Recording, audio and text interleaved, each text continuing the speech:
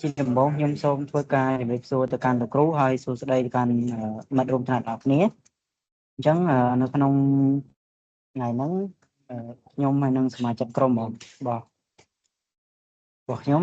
មកធ្វើការ presentation ពាក់ព័ន្ធជាមួយនឹង topic ដែល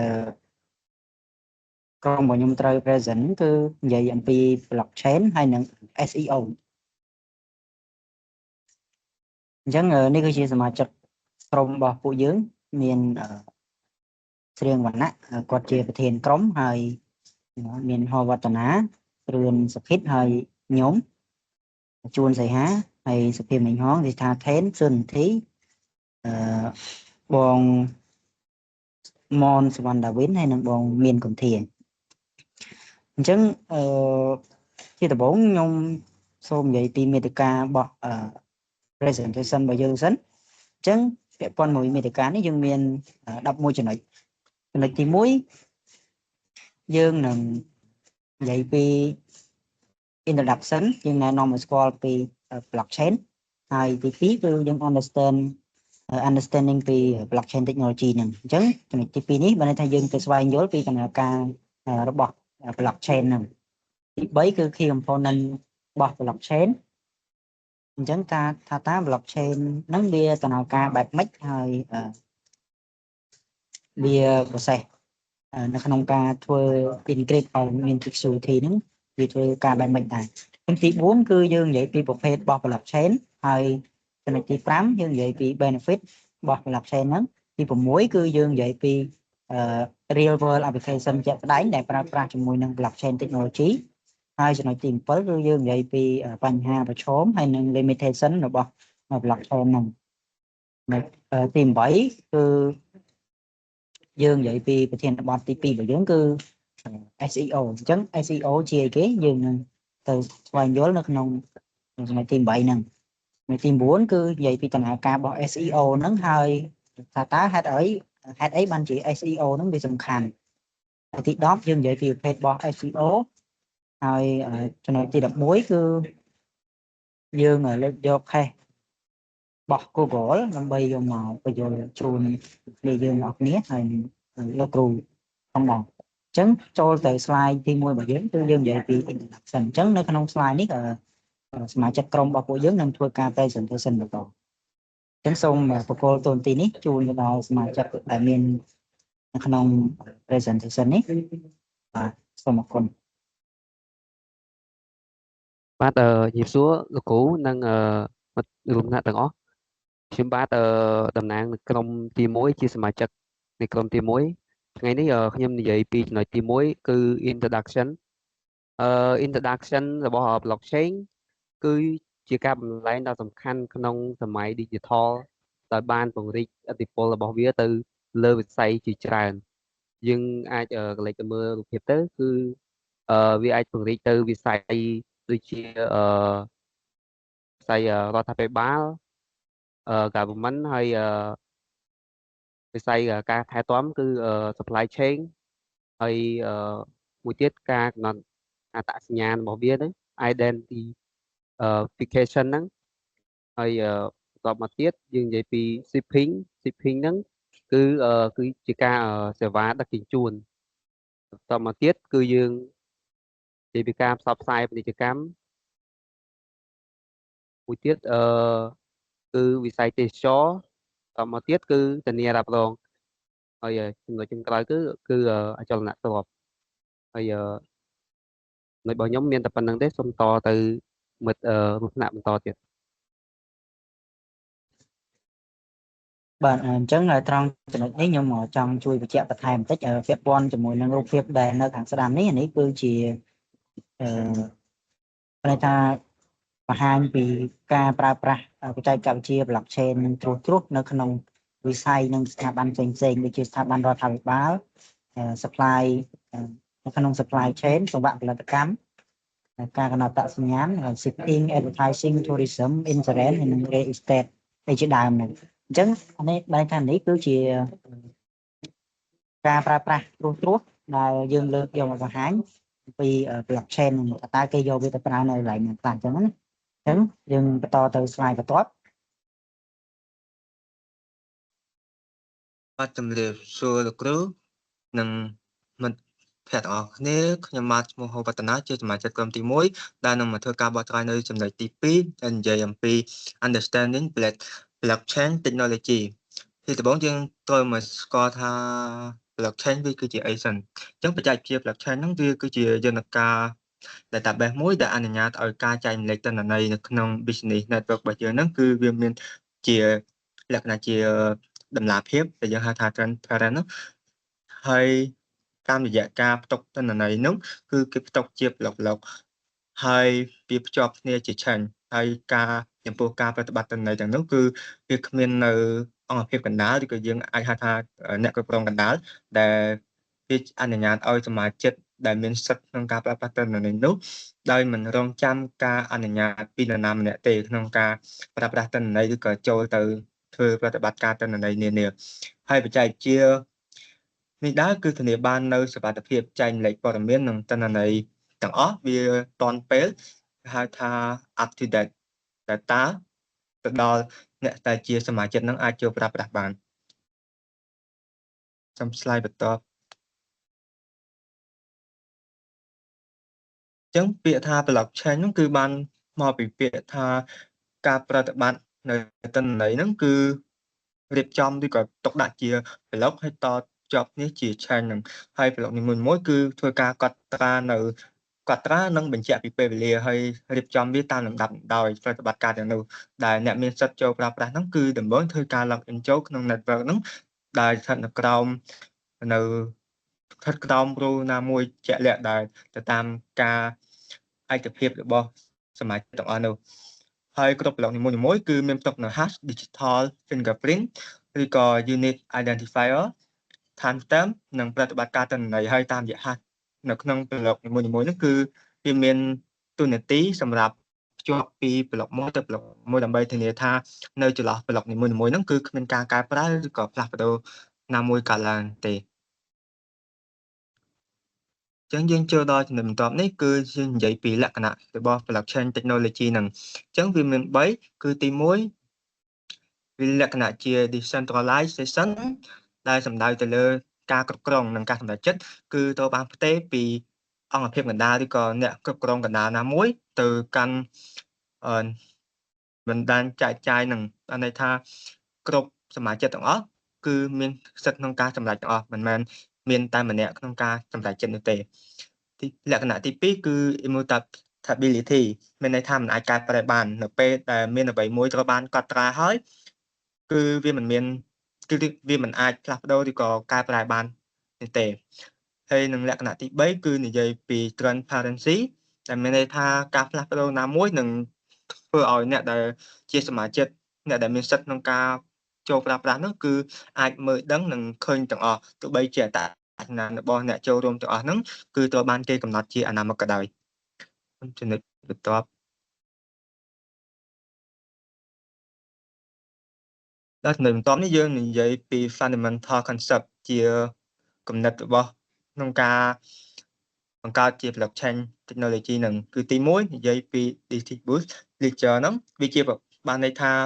វាជាប្រភេទ database មួយដែលត្រូវបានចែកចម្លែកហើយនឹងអាចធ្វើការចម្លងហើយវាតាន់ពេលវេលាក្នុងចំណោមសមាជិកទាំងអស់ដែលមានសិទ្ធិក្នុងការប្រើប្រាស់ហ្នឹងទី2គឺជា block ដែល block ហ្នឹងវាគឺជាឯកតាមូលដ្ឋាននៅក្នុងការផ្ទុកទិន្នន័យក្នុង blockchain ហ្នឹងដូចជាការកំណត់ត្រាប្រតិបត្តិការដែលបានដាក់ស្នើរួមទាំង metadata ផងដែរដែល metadata ហ្នឹងមានន័យថាគឺជាសំណុំទិន្នន័យដែលអាចផ្ដល់ជាព័ត៌មានដើម្បីសម្គាល់ទិន្នន័យមួយទៀតបានហើយនឹងទី3គឺ chain ក្នុងបច្ចេកវិទ្យា blockchain ហ្នឹងគឺសំដៅទៅលើការតភ្ជាប់ block ហ្នឹងតាមលំដាប់លំដោយដោយប្រើ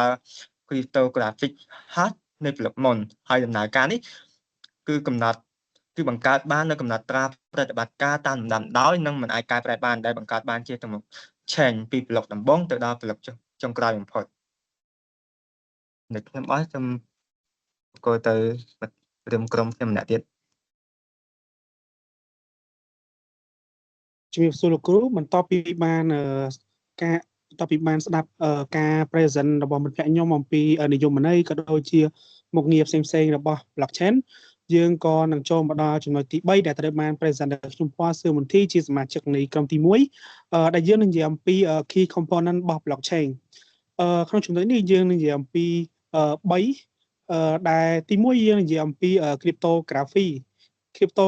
នេះវាគឺជា identify មួយរបស់ blockchain ដែលនៅក្នុង cryptography យើងប្រើប្រាស់នៅ hash អញ្ចឹងដើម្បីឲ្យងាយស្រួលយល់យើងត្រូវយល់ពីពាក្យ hash សិនសម្រាប់ hash នៅក្នុង blockchain វាដើរតួនាទីដូចជា password ឬក៏ fingerprint ដែល identify ឲ្យ blockchain អញ្ចឹងរាល់ពេលដែលបង្កើត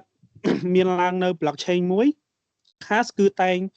តែ generate ហើយ unique សម្រាប់ blockchain នីមួយៗអញ្ចឹងយើងអាចមើលនៅ algorithm របស់ hash បានដែលនៅក្នុង hash យើងមាន plain text ដែលយើងបំពាក់នៅ hash function វានឹងក្លាយទៅជា hash text ដែល hash នេះវានឹងhash នីមួយៗវាបង្កើតឡើងដោយមានជា string ដែលមានលេខអក្សរមួយលេខអញ្ចឹងយើងអាចស្វែងយល់បន្តនៅ digital signature អញ្ចឹងយើងអាចនឹង process នេះគឺជា process រវាងមនុស្ស2នាក់ដែលភាគីដែលមាន sender data file គាត់យក data file បំពាក់នៅ hash function វានឹងក្លាយជា hash text អញ្ចឹងសម្រាប់ភាគី A គាត់មានរក្សាទុកនៅ private key ក៏ដូចជាប្រើប្រាស់នៅ digital signature ដើម្បីបង្កើតទៅជា digital signature file អញ្ចឹងដើម្បី verify យក data file មកប្រើប្រាស់បានចាំបាច់ត្រូវទៅមាន public key ក៏ដូចជា hash ដែលមានលក្ខណៈដូចនឹង hash ដើមយើងចូលទៅដល់ slide បន្ទាប់បាទចំពោះចំណុចទី2នេះយើងនិយាយអំពី consensus mechanism តើអ្វីទៅជា consensus mechanism វាគឺជា program មួយដែលយើងប្រើសម្រាប់ blockchain system ដែលវាអនុញ្ញាតឲ្យមានភាគីឲ្យមានការឆ្លើយតបទ្វេភាគីដើម្បីសម្រេចបាននៅការកំណត់មួយអញ្ចឹងដើម្បីឲ្យយល់ពីចំណុច B នៃ consensus mechanism នេះយើងនឹងទៅសិក្សាអំពីអ្វីដែលនៅ slide បន្ទាប់នឹងបង្ហាញពីនិយមន័យនៃ consensus mechanism នេះ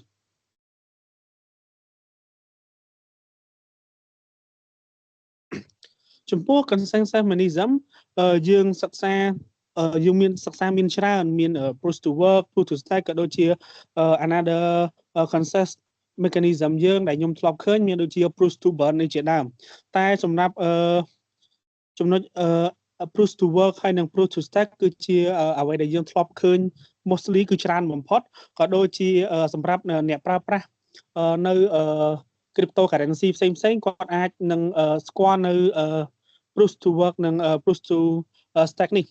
អញ្ចឹងភាពខុសគ្នារវាង proof to work និង proof to stake នេះគឺសម្រាប់ proof to work គឺក្នុងការបង្កើតនៅ proof to work នេះ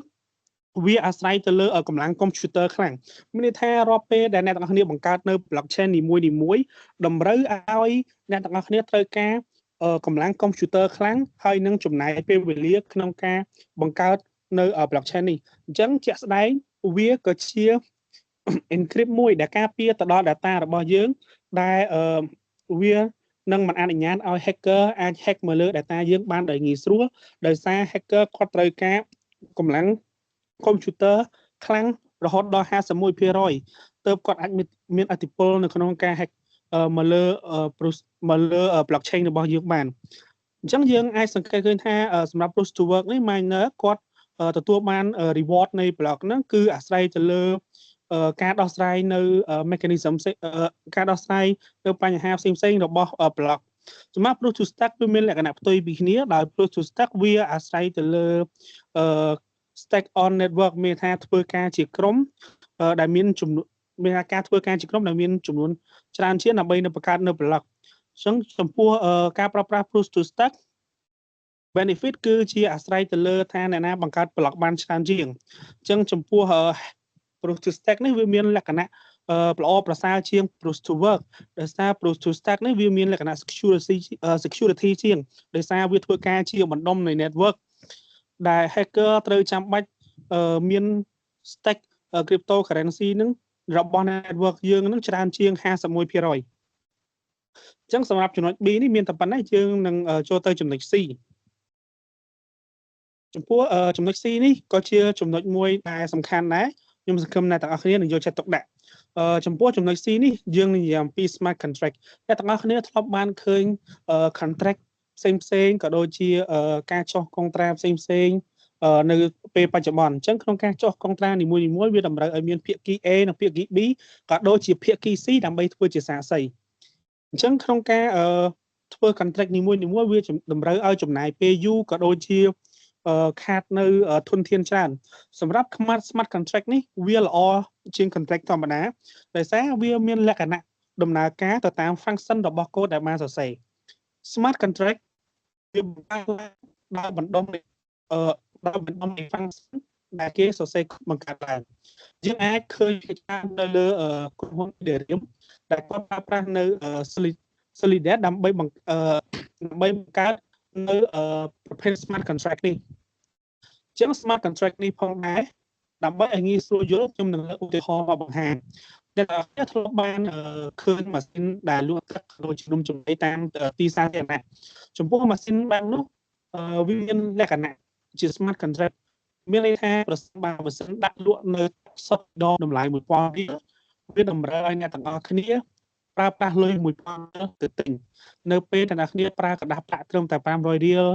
ទៅទិញដែលទីជាង 1000 រៀលគឺវាមិនអនុញ្ញាតឲ្យអ្នកទាំងអស់គ្នាទិញទឹកនោះបានទេហើយខ្ញុំនឹងលើកឧទាហរណ៍មួយទៀតដែលតាក់ទងជាមួយនឹង web ផងដែរអ្នកទាំងអស់គ្នាអាចឆ្លប់ឃើញ website មួយចំនួននៅបរទេសដែលគេភាគច្រើនជា website ដែលគេឧទាហរណ៍សាមញ្ញគាត់បង្កើត website មួយដោយ website របស់គាត់នឹងធ្វើការដាក់បង្ហាញនៅសៀវភៅ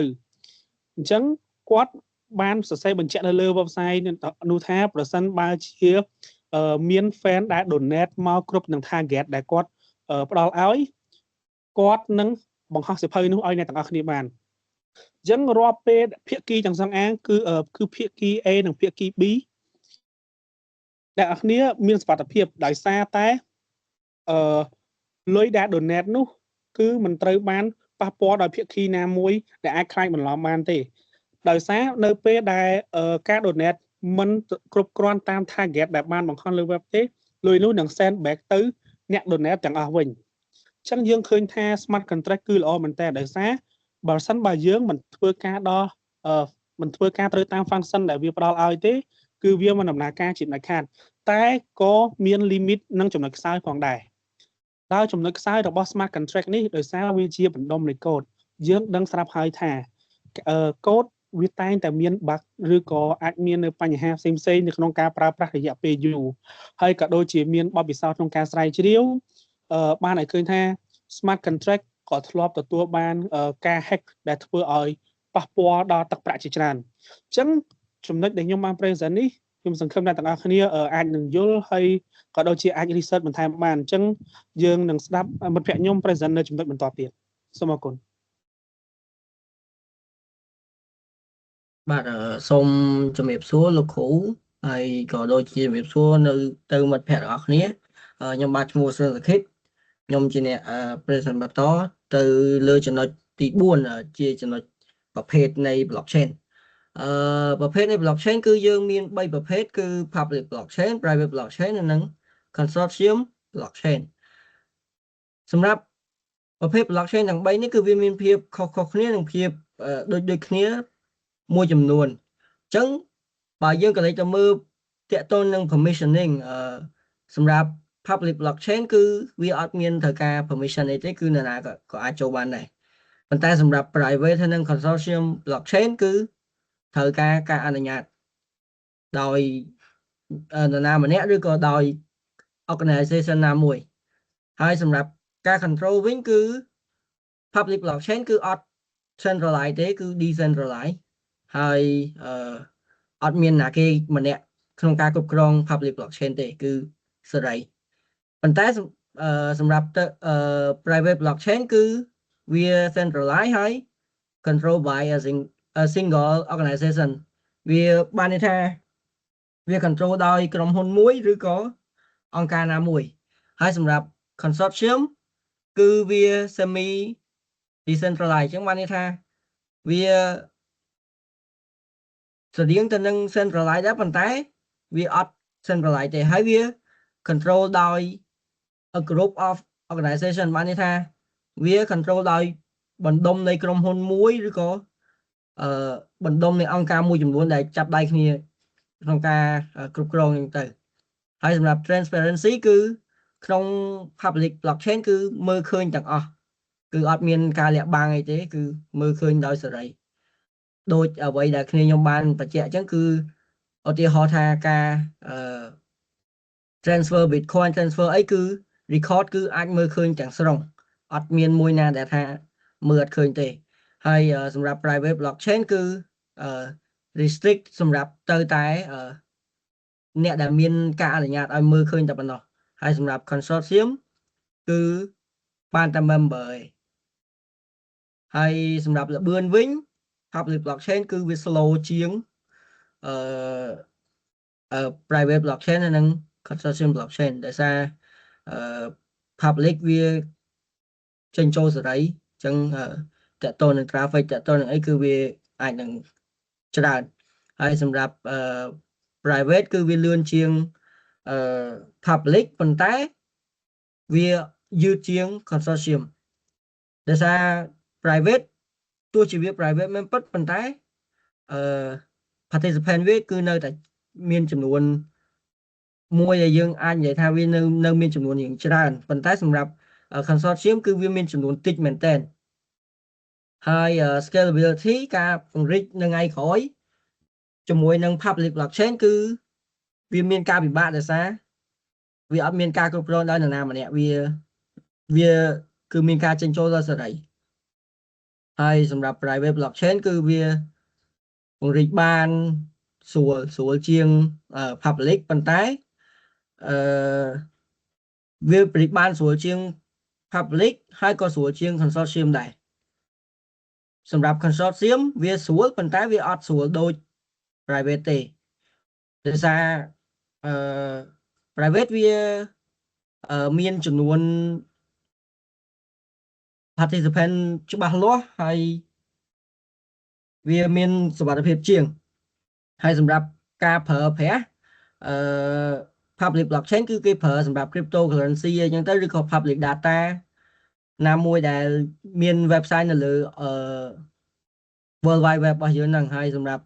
private blockchain គឺគេប្រើទៅលើ enterprise application ឬក៏ internal data management ឧទាហរណ៍ថាជា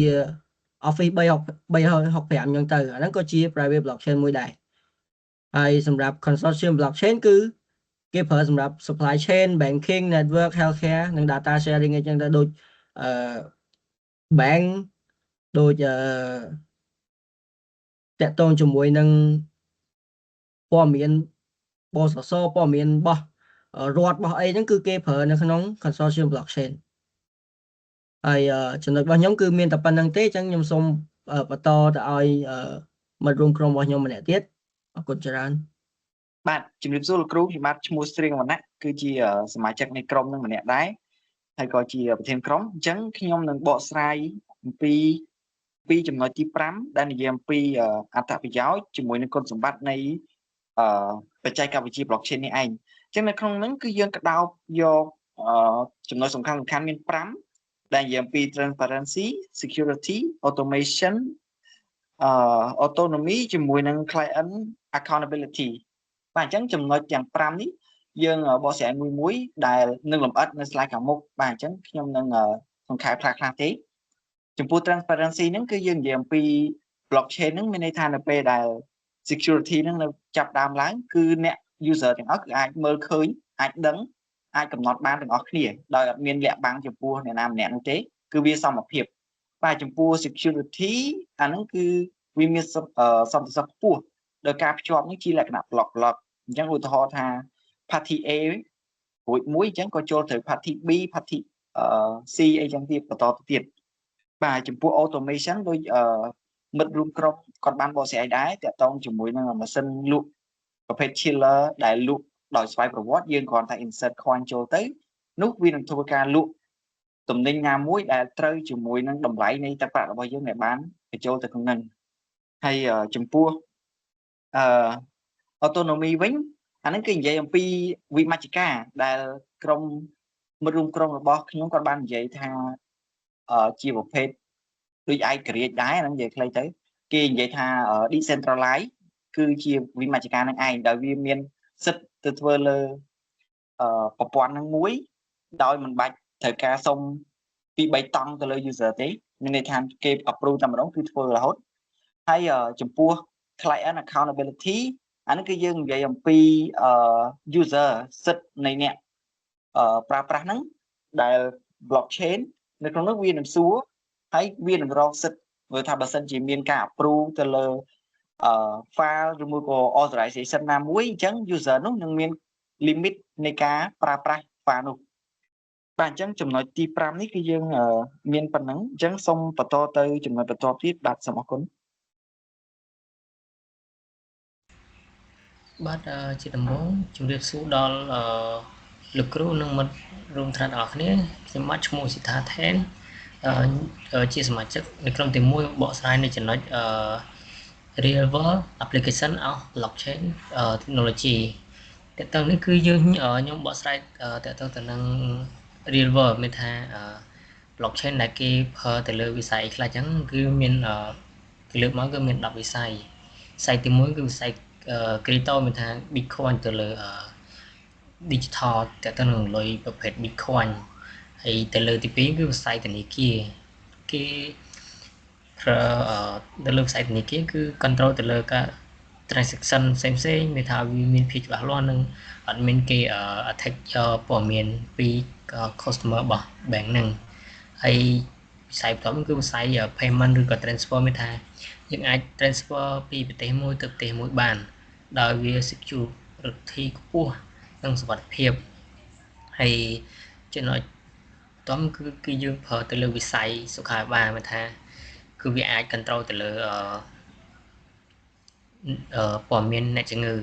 ឈឺអីចឹងគឺវា control ច្បាស់លាស់ហើយនឹងតើតើនឹង control ទៅលើ stock អសត់មានថាមានប្រភពមកពីណាទិញមកពីណាចេញចូលអស់ហើយហ្នឹងគឺវាគេប្រើនៅលើវិស័យសុខាភិបាលហ្នឹងហើយទៅលើបន្តគឺវិស័យច្បាប់គេថាច្បាប់គឺច្បាស់លាស់មានភាពលម្អៀមគឺវាតាមដានឧក្រិដ្ឋកម្មផ្សេងមានថាអត់ឲ្យមានអ្នក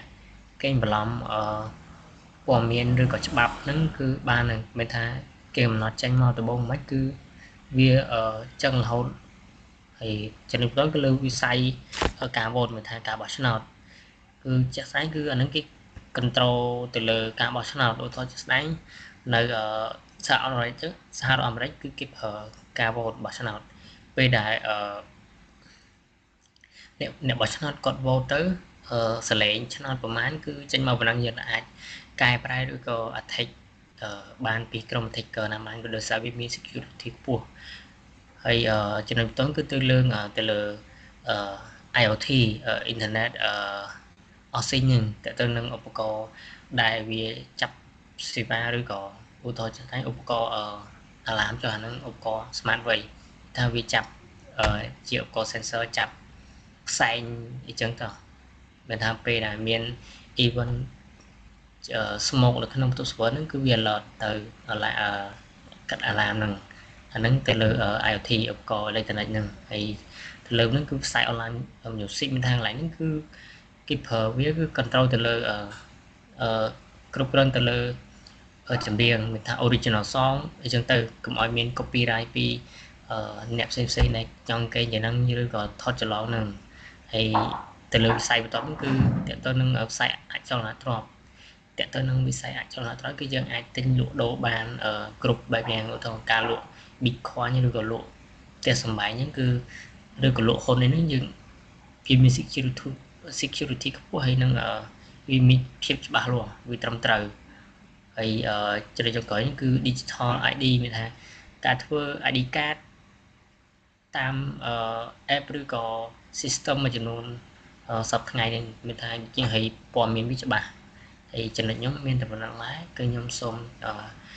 ការ presentation ដល់មិត្តភ័ក្តិខ្ញុំបន្តទៀតសូមអរគុណ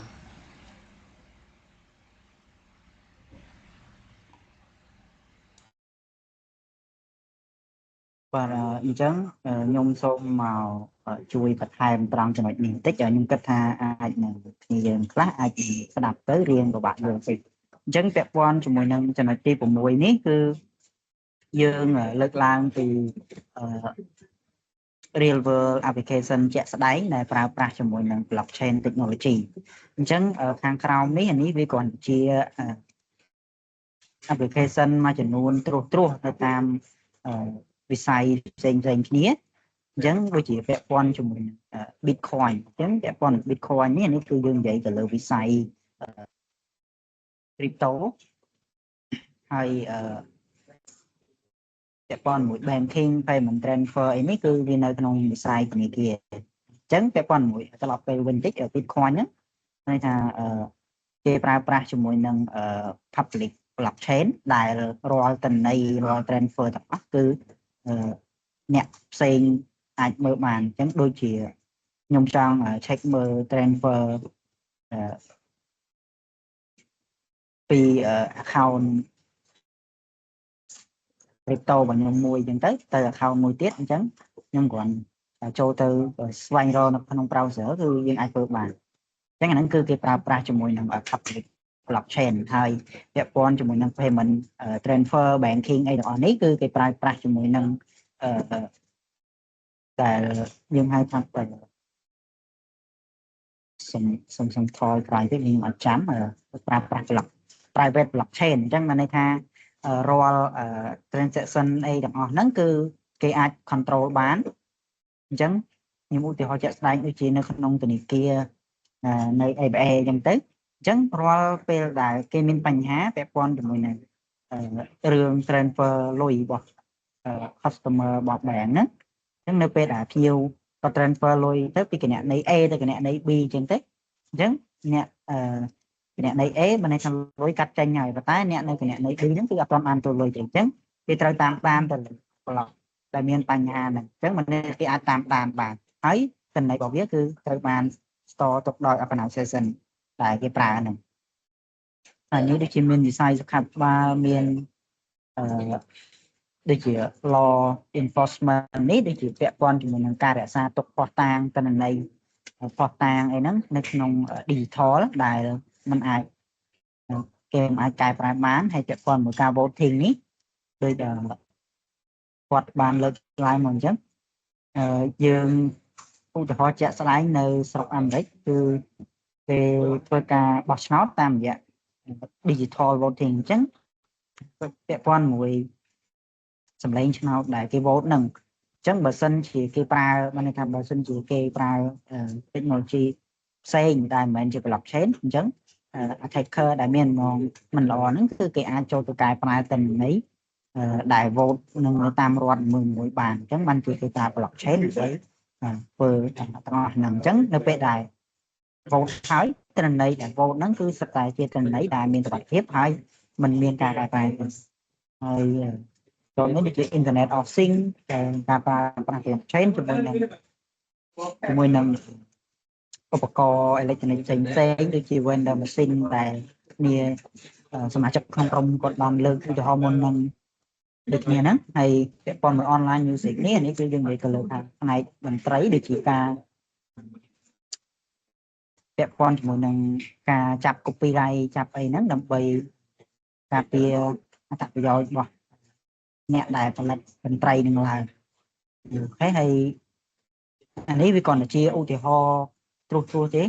បើជាក់ស្ដែងទៅវាមានច្រើនលើសពីនេះទៀតអញ្ចឹងហើយខ្ញុំសូមបញ្ចប់ស្លាយហ្នឹងត្រឹមប៉ុណ្ណឹងហើយបន្តទៅស្លាយបន្តទៀតបាទចំពោះ slide បន្ទាប់នេះយើងនិយាយពី challenge ជាមួយនឹង limitation នៃ blockchain បាទចំពោះបញ្ហានៃ blockchain ហ្នឹងបើយើងនិយាយខ្លីទៅ limitation របស់វាយើងផ្ដោតសំខាន់ទៅលើចំណុច3ទាក់ទងជាមួយនឹង high energy consumption scalability issues ជាមួយនឹង regulatory និង legal issue បាទចំណុចទី1យើងនិយាយពី high consumption វាទាក់ទងជាមួយនឹងការប្រើប្រាស់នៅបរិមាណថាមពលខ្ពស់ដែលទាក់ទងជាមួយនឹង proof of work POW អញ្ចឹង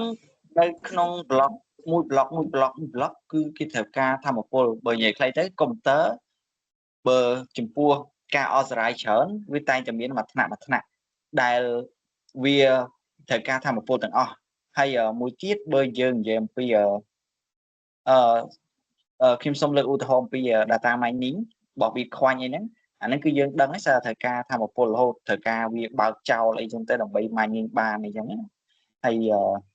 មួយទៀតបើយើងនិយាយខ្លីទៅក៏វាអាចប៉ះពាល់ជាមួយបរិស្ថានដែរនៅការដែលយើងប្រើធម្មពលខ្លាំងពេកយូរទៅវាអាចនឹងមានបញ្ហាទៅដល់ប្រព័ន្ធហាត់វគ្គរបស់យើងទៀតផងហើយខ្ញុំសូមលើកយកចំណុចទី2ទាក់ទងជាមួយនឹង scalability បាទអានេះក៏ជាបញ្ហាមួយដែរដែលមិត្តរួមក្រុមគាត់បានលើកឡើងព្រោះថាបើសិនជាការ scale កាន់តែធំបញ្ហាវាក៏កាន់តែជួបច្រើនដោយសារតែមានការចូលរួមច្រើនអញ្ចឹងការផ្ទៀងផ្ទាត់ប្រតិបត្តិការហ្នឹងវាកាន់តែយឺតទៅហើយបាទហើយពីមុនធ្លាប់ប្រើដែលលឿនមែនតើរហូតទៅជាយឺតតាក់ទងស៊ីរហូតទៅដល់ម៉ោងអីចឹងទៅអាហ្នឹងវាអាចយូរហើយចំពោះបញ្ហាផ្នែកអគតិយុត្តឬមួយក៏បទបញ្ញត្តិផ្សេងអី blockchain ហ្នឹងវាមានជីវភាពជាលក្ខណៈសកលដែលវាអាចមានបញ្ហាខ្លះដែរវាមិនមែនថាអត់ទេដែលច្បាប់គេនិយាយខ្លីទៅ blockchain ដោយវាសកលអញ្ចឹងវាអាចស្របទៅតាមច្បាប់នីមួយៗរបស់ប្រទេសណាមួយបានទេហើយមួយទៀតដូចដែលមិត្តរួមក្រុមគាត់បាននិយាយតាក់ទងជាមួយ decentralization ដែលវាមានប្រព័ន្ធវិមជ្ឈការវានៅក្នុងហ្នឹងអញ្ចឹងប្រព័ន្ធវិមជ្ឈការរបស់វាហ្នឹងគឺវាធ្វើការ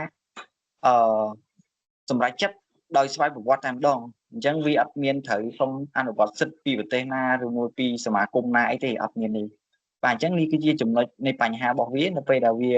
decentralize វិមជ្ឈការទៅអញ្ចឹងវានឹងអនុវត្តជាដោយខ្លួនឯងបាទចំណុចខ្ញុំគឺមានប៉ុណ្ណឹងចំពោះchallenging ជាមួយនឹង limitation ហើយរូបភាពនេះក៏ជាឧទាហរណ៍ដែរដោយឃើញតាក់ទងជាមួយនឹង private blockchain នេះយើងឃើញបើសិនជាមាន user ច្រើនវាអាចនឹងមានការប្រើប្រាស់ថាមពលខ្ពស់ដែលគេនិយាយថា high consumption ហ្នឹងហើយក៏វាប្រើពេលយូរដែរមានន័យថាបើកាន់តែច្រើន user កាន់តែច្រើនពេលវេលានៃការ access នោះវាកាន់តែយូរចឹងឯងហើយតាក់ទងជាមួយនឹងprivacy អីផ្សេងទៀតបាទអញ្ចឹងចំណុចខ្ញុំគឺអស់ប៉ុណ្្នឹងសូមបន្តទៅឲ្យមិត្តភក្តិខ្ញុំបន្តទៀតបាទសូមអរគុណអូខេអញ្ចឹងដោយសមាជិកនីមួយៗគាត់បានរៀបរាប់ច្រើនមកហើយចាប់តាំងពីចំណុចចាប់ផ្ដើមពី introduction រហូតមកដល់ចំណុចដែលលើកឧទាហរណ៍ជាក់ស្ដែងនៅក្នុងការប្រើប្រាស់ blockchain ហ្នឹងអញ្ចឹងដើម្បីឲ្យកាន់តែច្បាស់ហើយមួយកម្រិតទៀតខ្ញុំនឹងធ្វើការបង្ហាញជាក់ស្ដែងជាមួយនឹងកូដរបស់ខ្ញុំដែលខ្ញុំបានសរសេរហើយដើម្បីជាឧទាហរណ៍ដើម្បីបញ្យល់ឲ្យគ្នាយើងងាយយល់អូខេអញ្ចឹងឥឡូវខ្ញុំនឹងបង្ហាញពីកូដឧទាហរណ៍អំពី blockchain នឹងជាក់ស្ដែងដែលខ្ញុំប្រើប្រាស់ជាមួយនឹង Python អញ្ចឹងអានេះគឺជាឧទាហរណ៍សាមញ្ញមួយដែលខ្ញុំបង្ហាញពី transaction ពីដែលខ្ញុំមាន4 block ពី block A block ទៅ block B block B ទៅ block C ហើយពី block C ទៅ block D ហើយពី block D ទៅ block E អញ្ចឹងបើយើងគិតជា transaction វាមានតែ4 transaction ទេបើយើងគិតជា block វាត្រូវមាន5អញ្ចឹងពី A ដល់ E អញ្ចឹងមុននឹងខ្ញុំទៅបញ្យល់អំពីកូដហ្នឹងខ្ញុំសូមបង្ហាញអំពី process របស់ blockchain ហ្នឹងឲ្យយើងងាយយល់ពីមុនសិនចាំតិចខ្ញុំសូមនេះសិនអូខេអញ្ចឹងអានេះវាជាឧទាហរណ៍មួយដែលខ្ញុំនឹងបញ្យល់អំពីដំណើរការបោះកូដហ្នឹងអញ្ចឹងអានេះខ្ញុំសូមមកយកជារូបភាពដើម្បីមកបញ្យល់ខ្លាចបញ្យល់ជាកូដទៅគឺយើងខ្លះគាត់ពិបាកយល់អញ្ចឹងមានន័យថានៅក្នុង blockchain ហ្នឹងជាដំបូងឡើយគឺនៅពេលដែលគេបង្កើតវាមកវាត្រូវ initialize block ដើមមួយដែលហាស់គេដាក់000ហ្នឹងអាហ្នឹងវាជាហាស់ដើមអញ្ចឹងវាជា block ដើមដែលគេ initialize មកនៅពេលដែលគេបង្កើតវាអញ្ចឹងនៅពេលដែលវាមាន transaction អញ្ចឹងខ្ញុំសូមយករូប link នេះជាតំណាងឲ្យ transaction អញ្ចឹងនៅពេលដែលវាមាន transaction វានឹងបង្កើត block ថ្មីមួយអញ្ចឹងវានឹងបង្កើត block ថ្មីមួយហ្នឹងដោយភ្ជាប់ ដោយភ្ជាប់ជាមួយនឹងដែលហាស់របស់វាហ្នឹងភ្ជាប់ជាមួយនឹងហាស់ដើមរបស់ប្លុកទី1ជាមួយនឹងហាស់ថ្មីរបស់ប្លុកទី2ហ្នឹងអញ្ចឹងនៅពេលដែលវាត្រូវធ្វើ transaction បន្ទាប់ទៅទៀតទៅប្លុកទី3អញ្ចឹងវាដំណើរការដូចគ្នាហ្នឹងអញ្ចឹងវាត្រូវយកហាស់នេះថាហាស់របស់ប្លុកទី2ហ្នឹងជា previous hash របស់ប្លុកទី3ហ្នឹងហើយprevious hash របស់ហើយបន្ទាប់មកទៀតប្លុកទី3ហ្នឹងវានឹងបង្កើត hash មួយទៀតផ្ទាល់ខ្លួនរបស់វាអញ្ចឹងខ្ញុំសូមយល់បងទៀតអញ្ចឹងមានន័យថានៅពេលដែលគេបង្កើតវាមកវា initialize មកវាមាន hash ផ្ទាល់ខ្លួនរបស់វាមួយជាមួយនឹង previous hash គឺអត់មានទេ000ហេអញ្ចឹងនៅពេលដែលវាធ្វើ transaction អញ្ចឹងត្រូវបង្កើតប្លុកថ្មីមួយប្លុកលេខ2ឧទាហរណ៍ណាប្លុកលេខ2អញ្ចឹងនៅក្នុងប្លុកលេខ2ហ្នឹងគឺវាភ្ជាប់មកជាមួយនឹង previous hash ដែលជា hash របស់ប្លុកលេខ1នេះ hash របស់ប្លុកលេខ1នេះអញ្ចឹងនៅពេលដែលវាបង្កើតថ្មីវាត្រូវមាន previous hash ហ្នឹងដែលជា hash របស់លេខ1ហ្នឹងហើយនឹង hash ថ្មីមួយទៀតដែលជា hash ផ្ទាល់ខ្លួនរបស់វាអញ្ចឹង hash ផ្ទាល់ខ្លួនរបស់វាហ្នឹងគឺវាបង្កើតឡើងដើម្បីប្រើនៅពេលដែលគេបង្កើតជាមួយនឹងប្លុកថ្មីមួយទៀតអញ្ចឹងនៅពេលដែលមាន transaction វានឹងបន្តមកទៀតវានឹងបង្កើតប្លុកថ្មីទៀតឧទាហរណ៍ថាប្លុកទី3អញ្ចឹងប្លុកទី3វានឹងយកhash របស់ប្លុកលេខ2នេះអញ្ចឹងវាយក hash របស់ប្លុកលេខ2ហ្នឹងជា previous hash របស់វាហើយបន្ទាប់មក hash លេខ3ហ្នឹងវានឹងបង្កើត hash ផ្ទាល់ខ្លួនរបស់វាមួយទៀតអញ្ចឹងណាអញ្ចឹងវាដំណើរការហ្នឹងគឺវាធ្វើអញ្ចឹងបន្តគ្នាទៅរហូតហ្នឹងគឺខ្ញុំបញ្យល់ដើម្បីឲ្យគ្នាយើងយល់អញ្ចឹងខ្ញុំទៅ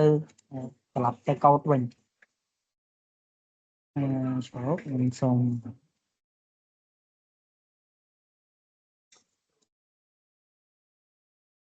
អញ្ចឹងយើងអាចមើល process នេះជាក់ស្ដែងមួយទៀតអានេះគឺនិយាយពី blockchain process ហ្នឹងអញ្ចឹងដំបូងអានេះដូចខ្ញុំបញ្យល់មិញដែរទេគ្រាន់ថានេះវាជា graphic ដែលមានជា diagram ត្រួសយល់ជាងអញ្ចឹងមាន data បង្កើតមកទៅដំបូងមួយហ្នឹងគឺវា initialize block មួយឯងអញ្ចឹងនេះ block ត្រូវបាន create មក block ហ្នឹងគឺត្រូវបាន broadcast ទៅរាល់ node ទាំងអស់នៅក្នុង blockchain network ហ្នឹងចានេះគឺគេនិយាយពី blockchain នៅក្នុងបណ្ដុំ network តែខ្ញុំបង្ហាញរូបភាពទី1មកនេះរូបភាពនេះបានន័យថាគឺយើងនិយាយពីដំណើរការបោះ block ពីមួយ block ទៅមួយ block ណាអានេះគឺយើងនិយាយពីដំណើរការ process របស់វានៅក្នុង blockchain network ហ្មងអញ្ចឹងនៅក្នុង blockchain network ហ្នឹងបានន័យថាវាមាន node ច្រើនអញ្ចឹង node ហ្នឹងក៏មានវាតំណាងដូចជា device អញ្ចឹងមួយ block ហ្នឹងគឺបានន័យថាវាត្រូវបាន approve ឬក៏ deny block ហ្នឹងដោយ network អានេះគឺឧទាហរណ៍នេះគឺនិយាយពី private network ទេ private blockchain បានន័យថារាល់ device ដែលប្រើប្រាស់ blockchain ហ្នឹងឧទាហរណ៍ធ្វើយល់ទៅគឺនៅក្នុងធនាគារឥឡូវឧទាហរណ៍ថា process នៅក្នុងការ set up firewall network របស់ធនាគារអញ្ចឹងណាអញ្ចឹងអាហ្នឹង process របស់វាគឺរបៀបដូចគ្នាអញ្ចឹងបើសិនជាគេ approve បានវាបង្កើត block ថ្មីអញ្ចឹងអាការបង្កើត block នេះគឺវានឹងដំណើរការទៅតាមដំណើរការដែលខ្ញុំបញ្យល់មុនហ្នឹងខ្ញុំគិតថាគ្នាយើងអាចយល់បានគួរសមហើយពីទាំងអស់ហ្នឹងអញ្ចឹងខ្ញុំត្រឡប់មកកូដវិញអញ្ចឹងកូដខ្ញុំប្រើប្រាស់ជាមួយនឹង Python អញ្ចឹងដោយសារខ្ញុំស្វែងយល់ច្រើនពី Python ហើយខ្ញុំគិតថា Python វាស្រួលយល់ដោយសារវាមិនសូវប្រើកូដច្រើននេះអញ្ចឹងខ្ញុំបញ្យល់កូដត្រួសទី1ពេលដែលអញ្ចឹងខ្ញុំ import មកនេះអានេះគឺ hashlib ហ្នឹងមិន hash library ហ្នឹងគឺយើងប្រើវាដើម្បីយកមកធ្វើ hashing data ពី hash ដើមហើយ import time នេះគឺដើម្បីប្រើ time stamp ឥឡូវខ្ញុំរានកូដហ្នឹងឲ្យមើលជាក់ស្ដែងទៅអញ្ចឹងនៅពេលដែលខ្ញុំរានមកអញ្ចឹងខ្ញុំបញ្យល់មុនហ្នឹងអញ្ចឹងថាដំបូងឡើយគឺវា initialize block ដើមមួយអញ្ចឹងនៅក្នុងកូដខ្ញុំយើងត្រូវ initialize block ដើមមួយ initialize block ដើមមួយអញ្ចឹងនៅពេលដែលយើងមាន block ដើមហើយនៅពេលដែលវាធ្វើ transaction នៅពេលដែលវាធ្វើ transaction អញ្ចឹងនេះମାନେវាបង្កើត transaction ទី1កើត transaction ទី1ពី A ទៅ B អញ្ចឹងពី A ទៅ B ឧទាហរណ៍ដូចពី block 1ទៅ block 2អញ្ចឹងណាអញ្ចឹងនៅពេលដែលវាធ្វើ transaction វានឹងយក previous hash អញ្ចឹង previous hash ហ្នឹងគឺ hash ចេញពី block ដើមនេះ hash របស់ block ដើមហ្នឹងវាជា previous hash របស់ block ថ្មីនឹង block ទី1ហ្នឹងអញ្ចឹងយើងមើលទៅនេះ hash ហ្នឹងគឺដូចគ្នា e85 អីក៏ទៅហ្នឹងក៏ទៅ f2 hash ហ្នឹងគឺវាដូចគ្នាអញ្ចឹងនៅពេលដែលវាយក previous hash របស់ block ទី1ហ្នឹងblock ដើមហ្នឹងខ្ញុំធ្វើ previous hash របស់វាហើយវាបង្កើត hash ថ្មីមួយទៀតសម្រាប់ជា hash តខ្លួនរបស់វាដើម្បី verify ជាមួយនឹង block បន្ទាប់អញ្ចឹងនេះ block បន្ទាប់នេះឃើញ block transaction ទី2នេះខ្ញុំសូមហៅវាថា block ទី2ទៅអញ្ចឹង block ទី2នេះវាយក previous hash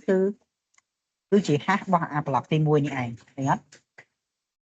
អញ្ចឹង2ដល់6អានេះគឺឧទាហរណ៍ជាក់ស្ដែងហ្មងមិញខ្ញុំបញ្យល់នេះអានេះគាត់ជាតំណាងទេតែកូដដែលខ្ញុំសរសេរនេះគឺ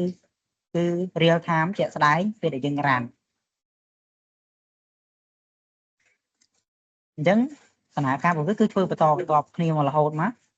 អញ្ចឹង previous hash របស់ទី2គឺជា hash របស់ទី1 block 1ហើយទៅមក block ទី3 previous hash របស់ block ទី3ហ្នឹងគឺជា hash របស់ block លេខ2អញ្ចឹងដំណើរការរបស់វាគឺដដែលបន្តគ្នាអញ្ចឹងអូខេឥឡូវខ្ញុំហើយអានេះគឺជា time stamp ដែល time stamp ហ្នឹងវាបញ្ជាក់ពីដំណើរការ process អញ្ចឹងដើម្បីបង្កើត block មួយហ្នឹងវាចំណាយពេលអស់ប្រមាណពីមួយ block ទៅមួយ block ហ្នឹងវាចំណាយពេលអស់ប្រមាណគឺ time stamp ឯងហើយខ្ញុំសូម run ដងទៀត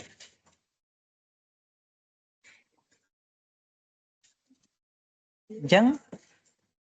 មូលហេតុដែល blockchain គឺវាមាន security ហ្នឹងគឺដោយសារនៅពេលដែលខ្ញុំ run មិញកន្លែងនេះកន្លែង hash ដើមនេះយើងឃើញថាលេខរបស់វាមិនមែនប៉ុណ្ណឹងឯងមិញប៉ុន្តែនៅពេលដែលខ្ញុំ run ឡើងវិញម្ដងទៀតវាធ្វើ transaction ម្ដងទៀតវា generate ជាមួយនឹង hash ថ្មីឥឡូវនេះយើងចាំបងប្អូនគ្នាណាកតុយ F5 ក្បាល 7 DC អញ្ចឹងពេលដែលខ្ញុំrun ម្ដងទៀតអញ្ចឹងឥឡូវខ្ញុំអត់ clear វាចោលទេខ្ញុំ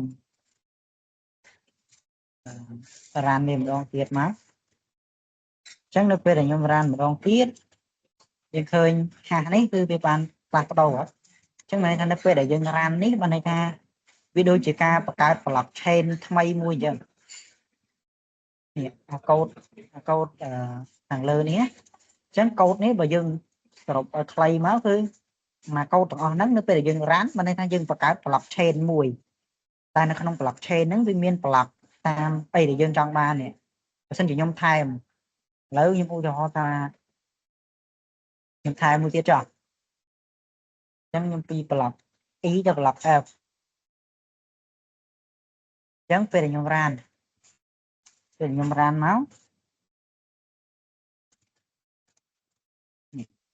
លខ្ញុំ run មកគឺឃើញវាដល់វាបង្កើត blockchain ថ្មីអញ្ចឹងដែល blockchain ថ្មីហ្នឹងវាមាន5 block index នេះ index ជាតំណាងលេខ block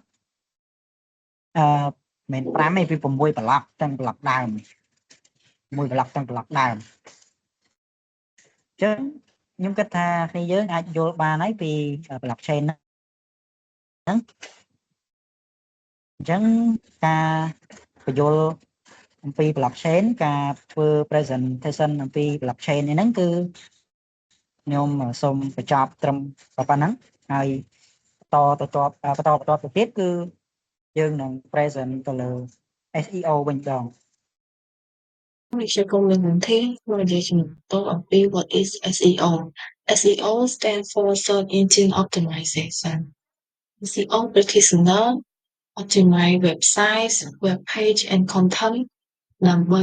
បានrank ខ្ពស់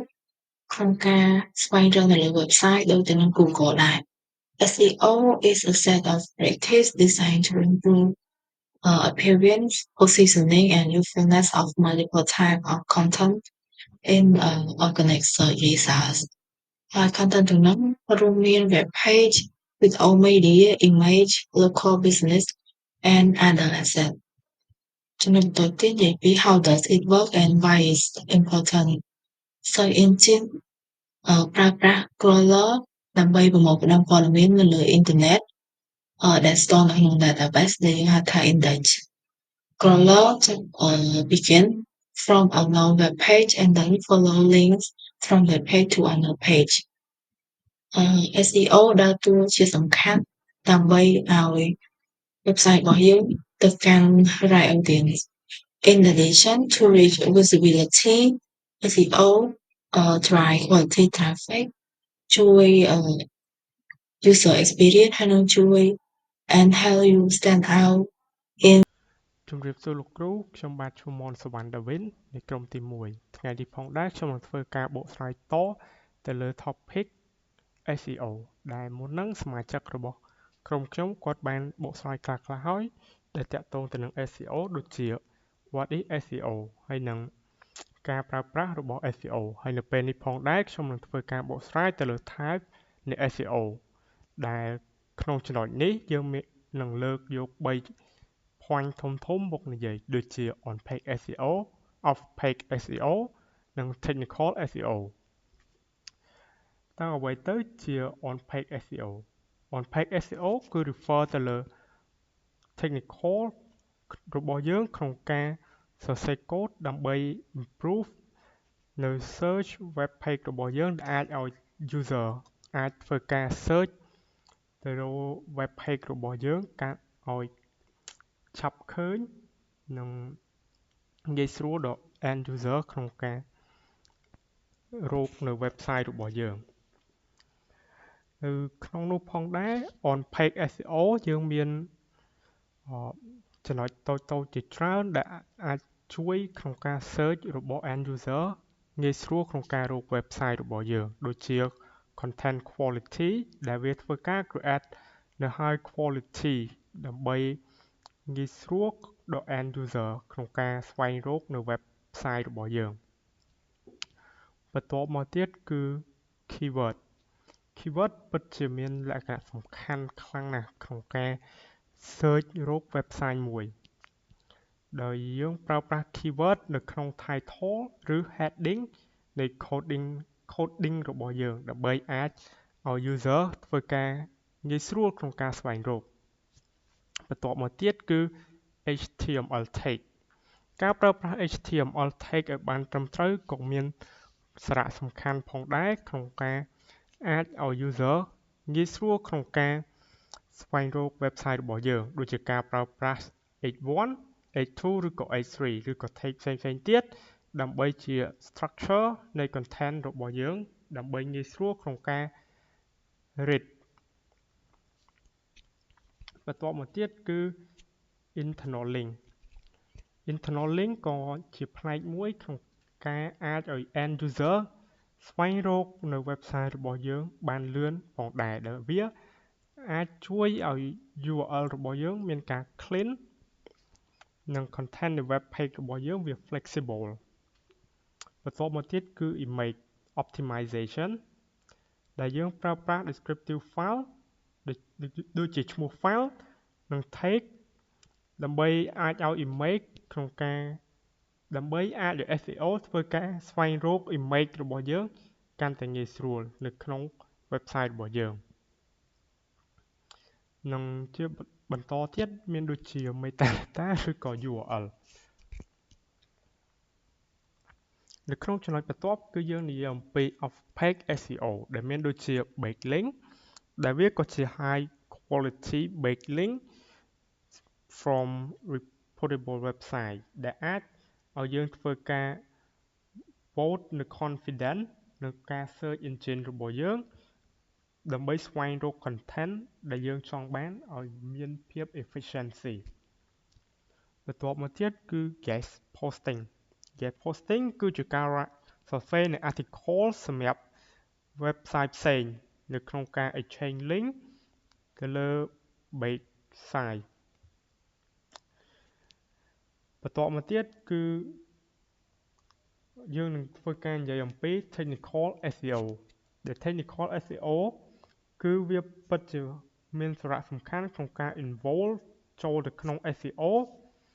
ដែលវានឹងធ្វើការបង្កើតជា infrastructure នៃ website ដែលអាចឲ្យយើងធ្វើការ search តាមរយៈ crawling ឬ index ដោយការ search engine វាជួយក្នុងការ search engine អាច access តាមរយៈ crawl ឬ index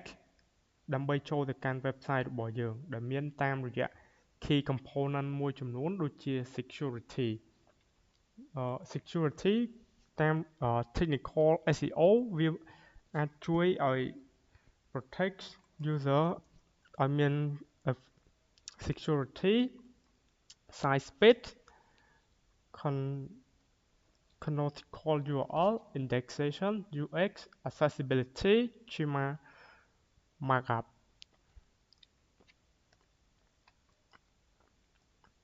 នៅ slide បន្ទាប់យើងនឹងនិយាយអំពី how to rank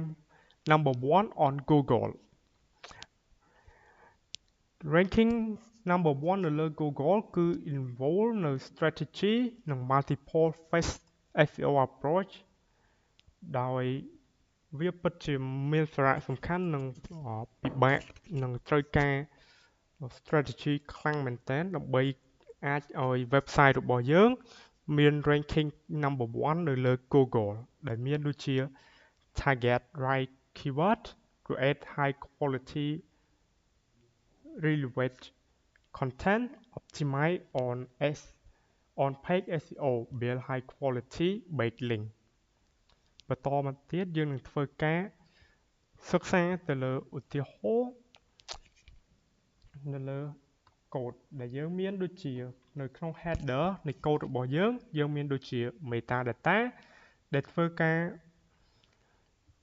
ដែលមានដូចជា charset UTF-8 ដែលវានឹងធ្វើការ encrypt នៅ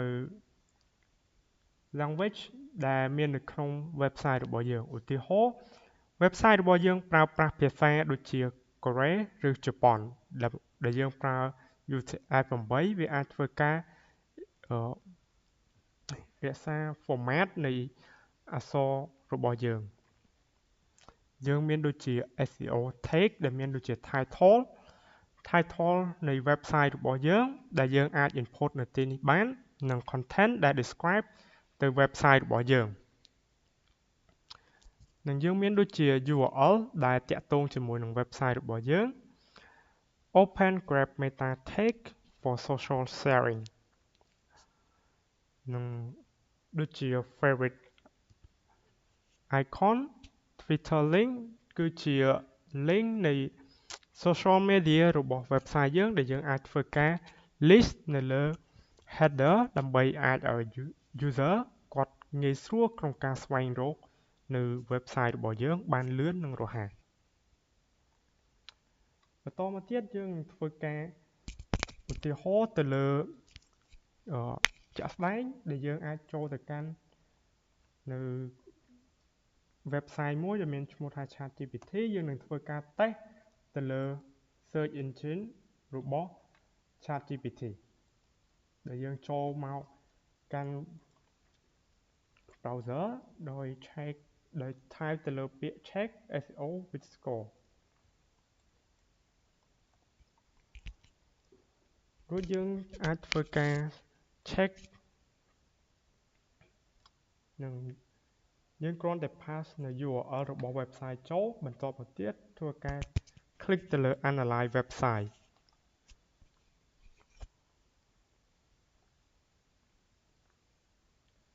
នោះយើងនឹងឃើញនៅ data នៃ website មួយនោះថាតើ search engine របស់គេពិតជាល្អឬក៏អត់ដែលក្នុងនេះយើង